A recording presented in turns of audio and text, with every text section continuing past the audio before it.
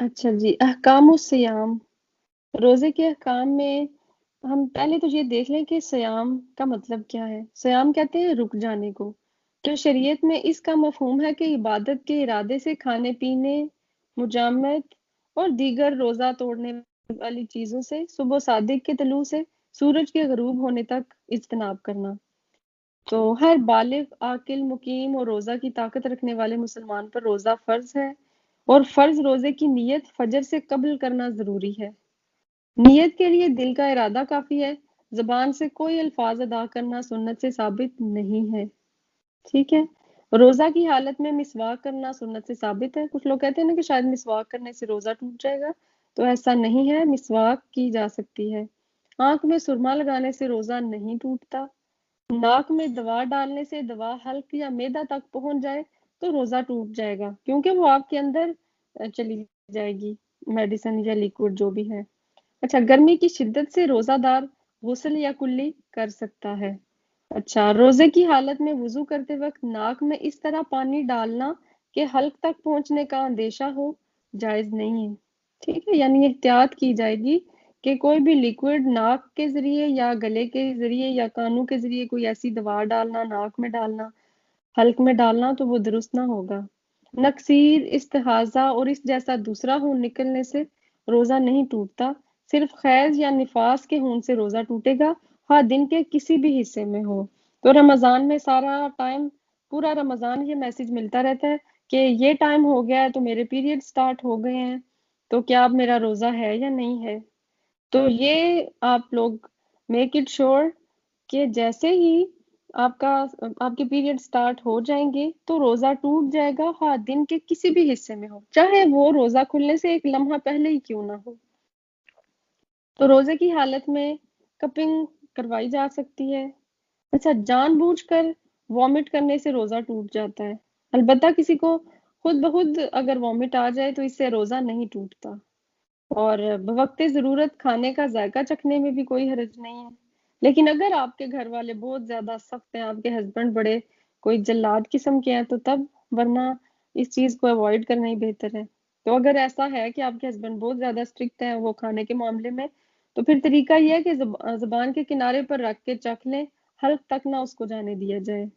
और ऐसा इंजेक्शन जो बतौर दवा लगवाया जाए और वो खाने-पीने या ग़िज़ा का बदल ना हो और इसे बतौर इलाज मरीज़ के पट्ठे या नस में लगाया जाए, तो इससे रोज़ा नहीं टूटता, ठीक है? लेकिन अगर कोई ऐसा एनर्जी का इंजेक्शन है या फिर कुछ विटामिन्स वग़ैरह के जो आपको एनर्जी देंगे या जो ग़िज़ा का बदल होगा, तो वो उससे रोज़ा टूट जाएगा। अच्छा, अगर कोई भूल कर खा पी ले, तो रोज़ा सही होगा। लेकिन याद आते ही फ़ौरन हाथ रोक लेना होगा। ये नहीं कि फिर अब खाना शुरू किया हुआ है तो मैं तो भूला हुआ था, अब ज़रा पेट भर के ही उठूँ, ऐसा नहीं करेंगे। तो जैसे ही याद आए तो फ़ौरन हाथ रोक लेना है, वाजिब है। हत्ता कि मुँह का लुक़मा या घूँट भी उगल देना ज़रूरी है। यानी आपने लुक़मा मुँह में डाला और आपको याद आ गया, तो आपको वो भी स्पिट करना होगा, वो भी बाहर फेंकना होगा, उसको आप निगलेंगे नहीं। जिसने जानबूझकर खा पी लिया इस पर तौबा और रोज़े की क़ज़ा वाजिब है। यानी तौबा भी करेगा और जो रोज़ा तोड़ा है उसकी क़ज़ा भी देगा। और रोज़ा की हालत में थूक निगलने में कोई हर्ज नहीं है। दाँत से खून निकलने से रोज़े पर कोई असर नहीं पड़ता। रोज़ादार के लिए खुशबू लगाना और सूंघना बिल्कुल जायज़ है। जो शख्स बुढ़ापे या ऐसी बीमारी की वजह से जिससे सेहत की उम्मीद नहीं रोज़ा ना रख सके तो वो हर दिन के बदले एक मिस्कीन को खाना खिलाए। लेकिन ऐसा शख्स कि जिसको ठीक होने की उम्मीद नहीं, अगर ऐसा होता है ना कभी आप टेम्परेरीली बीमार हो जाते हैं रमज़ान में, बुखार हो गया या टाइफाइड या कुछ ऐसी चीज़, तो वो तो आप ठीक हो सकते हैं बाद में। तो फिर आप लोगों को बाद में क़ज़ा पूरी करनी होगी। लेकिन अगर कोई ऐसी बीमारी है जैसे कोई कैंसर की 4th स्टेज पर है, तो अब तो उसकी बिल्कुल कोई उम्मीद नहीं है बचने की, तो फिर वो हर दिन के बदले एक मिस्कीन को खाना खिलाएगा। तो जो शख्स बीमार था फिर ठीक हो गया तो क़ज़ा की ताकत रखते हुए भी क़ज़ा ना की और मौत आ गई तो इसके क़ज़ा रोज़े इसके वारिस को रखने चाहिए। ठीक है? यानी अगर किसी के वालिदैन की डेथ हो गई है, वो बीमार थे तब उन्होंने रोज़े नहीं रखे, बाद में वो ठीक हो गए थे, पर ठीक होने के बावजूद उन्होंने क़ज़ा पूरी नहीं की, तो फिर अब उनके वारिसीन को रोज़े रखने होंगे। उनके वारिस को चाहिए कि वो उनकी तरफ से रोज़े पूरे करें। اور یہ صحیح بخاری میں ہے۔ حاملہ اور دودھ پلانے والی عورت کے لیے روزہ رکھنا مشقت کا باعث ہو تو روزہ نہ رکھے، البتہ فوت شدہ روزوں کی قضا واجب ہوگی۔ ٹھیک ہے، کچھ لوگ کہتے ہیں نا میں تو پریگننٹ ہوں یا میں دودھ پلا رہی ہوں تو پھر میں روزہ رکھوں گی نہیں، اور پھر وہ بعد میں بھی پورا نہیں کرتے، لیکن یہ قضا واجب ہے، یہ آپ نے ضرور پوری کرنی ہے۔